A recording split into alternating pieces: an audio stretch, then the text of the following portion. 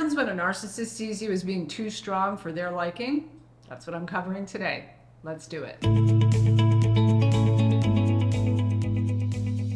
Hey friends, welcome to my channel. If it's your first time here, my name is Tamie M. Joyce. I'm the founder of Tamie M Coaching, and I run a powerful 8-week transformational coaching program called the Freedom Class, specific to healing and recovery from codependency and narcissistic abuse. If you'd like to learn more about the possibility of becoming a coaching client, there's a link in the description below this video where you can apply to see if you qualify for a free one-on-one consultation with either myself or a member of my team. So what happens when a narcissist sees you as being too strong? When they see that you carry a little more personal power than they'd prefer? Well, a few things really, depending on the type of narcissist you're dealing with. For example, a fragile, vulnerable, more covert narcissist will initially be attracted to your strength, your confidence, your courage, and your personal power.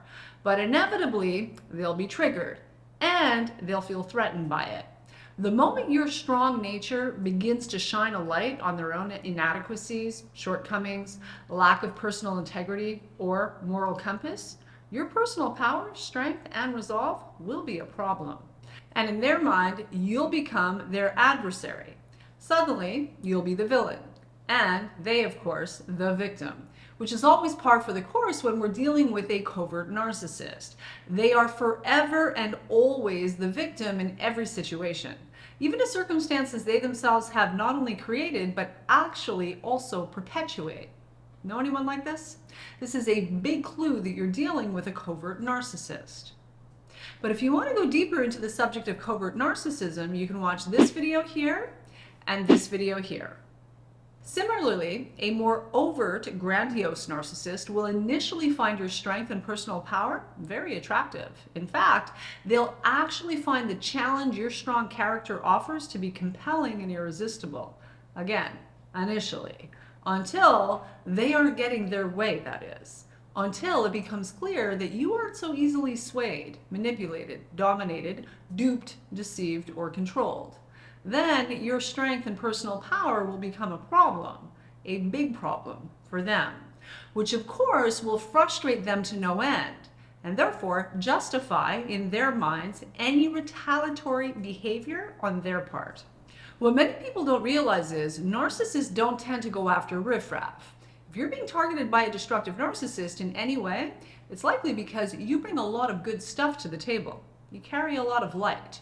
You're not only highly empathic, but also deeply loving, kind, decent, and good. Not perfect, but good. And you have a lot of good stuff going for you. In essence, you're the exact opposite of what the narcissist is. Furthermore, you're probably really smart and at least relatively accomplished. You make them look good because you look good. You enhance their image by osmosis, and they like that at first.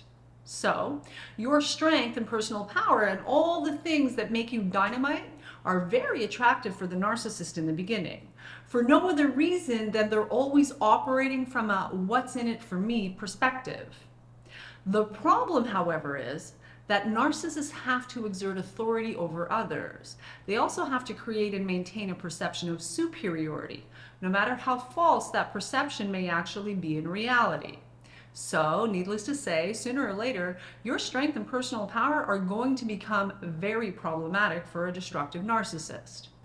Depending on the circumstances, sometimes that'll become real obvious really quickly. In some cases, immediately even. Other times, it'll take longer for it to manifest as an actual issue that's problematic to the relationship dynamic. And when it does, you'll know it because the shift will be real. Now, although a covert narcissist may be able to hide the fear, jealousy, and insecurity your strength and personal power have triggered within them for a time, a more overt narcissist will swing from Dr. Jekyll to Mr. Hyde on a dime. They won't likely be able to hide their triggers or wounded ego so easily. In my opinion and experience, all narcissists are both phony and sneaky. But a covert narcissist, well, they bring a little extra to the party in that regard. Now, that said, it's important to remember that narcissistic people need to be in a position of dominance and control over others. The thing is, all is well as long as they're getting their way and getting their needs met. But the moment that's not the case, look out. Once they're not getting their way, once it becomes clear that they're not in control, once you're not complying, or God forbid you accidentally show them up somehow, like for example by shining a little too bright or simply by being who you are naturally, well, what happens is, whether you realize it or not, their ego takes a hit, and sometimes a big hit, something that actually has absolutely nothing to do with you and you have no control over. Remember, it's their stuff, not yours. If they can't gaslight you into some form of submission, compliance, or feelings of inferiority, if they can't manipulate, dominate, or control you, then given the limited tools they have to work with in their emotional and psychological toolbox, they'll be left with no other choice than to target you differently, more passively, but just as destructively, if not even more so than their direct tactics. And it's usually done by working to manipulate and control how other people see you. When a narcissist can't control you, they feel threatened by you. And when they feel threatened by you, they'll have to deal with the threat to their false persona in the only way they know how. Usually, that will mean working to control how others see and perceive you, how others feel about you. They'll literally go out of their way to discredit, diminish, and demean you as a preemptive measure. And the reality is, this can be going on long before you even realize there's a problem. They're fake. They're phony. They are liars. They tell lies by omission, as well as lie outright, and they do so with tremendous ease and zero guilt, shame, or remorse. So, they have no problem showing up and play acting, pretending that all is well, while they simultaneously smear you to smithereens the moment your back is turned. And it doesn't matter the relationship dynamic. Narcissistic parents do this to the children they can't succeed in manipulating, dominating, or controlling. And of course, narcissistic in-laws jump at the chance to do this as quickly as possible, lest anyone else in the family see the newcomer or outsider in a favorable light. Now that wouldn't do, would it? Narcissistic siblings, as well as narcissistic relatives, friends, bosses, ex-lovers, and spouses do this all the time, and mainly to cover up their own horrific relationship crimes. The bottom line is, narcissists need to be in a position of perceived superiority, dominance, and control. And although attractive and compelling in the early stages of the relationship dynamic, your strength and personal power is going to be very problematic with anyone who lands on the spectrum of destructive narcissism. It's just a question of time. Why? Because you'll be too difficult or too hard to handle, which is the same thing as saying not easy to manipulate, dominate, dupe, deceive, or control. And the reality is, people who are seen as being too strong by the narcissist are indeed individuals who are not easily swayed by the opinions of others. They're confident, boundaried, self-reliant, and clear individuals who are personally developed enough to be living sovereign lives, independent of the kind of nonsense the narcissist tends to bring to the table. They think for themselves, act for themselves, feel for themselves, trust themselves, and therefore rely on their own good judgment, as well as being grounded in their own good opinion of themselves, as opposed to going through life seeking approval and validation from outside of themselves. And needless to say, this is not exactly what the narcissist is looking for when it comes to someone to play their sick little games with. Now comment below and let me know whether or not you've had the experience of triggering a narcissist in this fashion. Let me know in the comments section below. Also, if you're struggling with narcissistic abuse in any area of your life, you're likely an excellent candidate for my 8-week transformational coaching program, the Freedom Class. If that's of interest to you, there is a link in the description below where you can apply to see if you qualify for a free one-on-one consultation with either myself or a member of my team. Once the narcissist is triggered by your strength, confidence, courage, and personal power, in addition to discrediting and smearing you to others, the narcissist will also jump at every opportunity to knock you down a peg or two.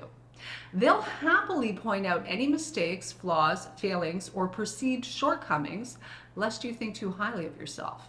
feel good about yourself in any way, or again, God forbid anyone see you in a favorable light.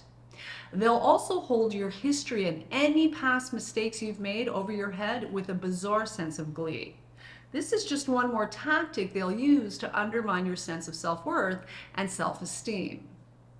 They'll take great delight in literally holding your past against you, and do so by holding it up like an old picture on the wall they simply refuse to take down. No matter how far you've come, no matter how much you've grown, or how much you may have changed in the years or decades since, anything they can latch onto can and will be used against you. They'll also take great pleasure in honing in on any vulnerabilities with deliberate intent to cause you to second guess yourself, doubt yourself, and again, question your worth. In other words, they will deliberately manufacture and amplify any feelings of guilt, shame, fear, inadequacy, and insecurity within you, for no other reason than to keep you in line and feeling inferior, when in reality, it's their own deeply buried, disowned feelings of inferiority that drive all of this nonsense and insanity. And unless you've been on the receiving end of this sort of emotional and psychological abuse, it can be difficult to fathom that people can be this kind of cruel for no other reason than their own fear, shame, and insecurities have been triggered. But I assure you, it happens every day, all day long in the realm of narcissistic abuse. So, what's the solution? Well, if what I've shared with you in this video speaks to you in your experience in any way, there are a few things I recommend that you do in order to A, take care of and protect yourself, and B, outsmart the narcissistic perpetrator.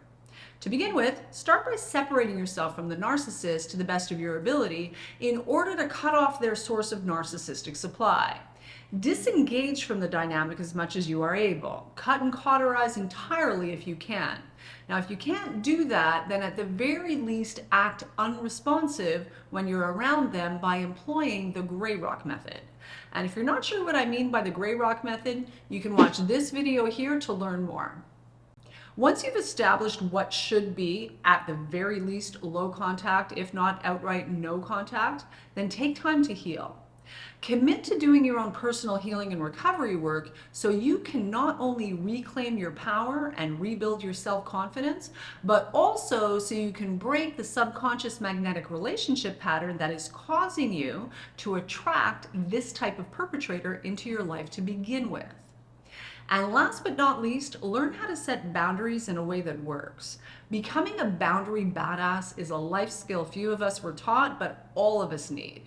And if you don't know how to set healthy limits and boundaries with confidence and in a way that protects your mental health as well as the quality of your life, it's time to learn. And if you need help with that, you're in luck. This is precisely what I teach in the Freedom Class program, along with many, many other mind-blowing, life-altering, game-changing things. And on that note, I'm going to call it a wrap. But before I go, how can Tamie M Coaching help you? 4 ways. Number 1, subscribe to my channel and click that notification bell to make sure you get my new video every Friday. Number 2, watch my free web class by clicking on the link in the description below this video.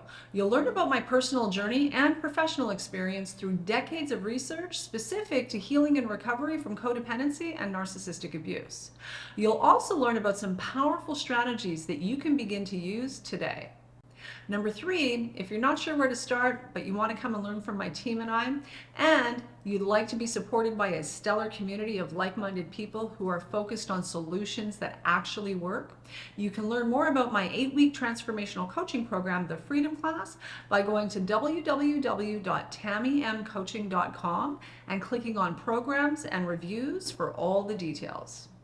And number 4, if you want some help right now because you've got a burning issue, you need something solved, you want to break free from painful relationship patterns permanently and actually make lasting progress in your healing and recovery, go to tamiemcoaching.com and click on Apply Now to learn how you can become a client.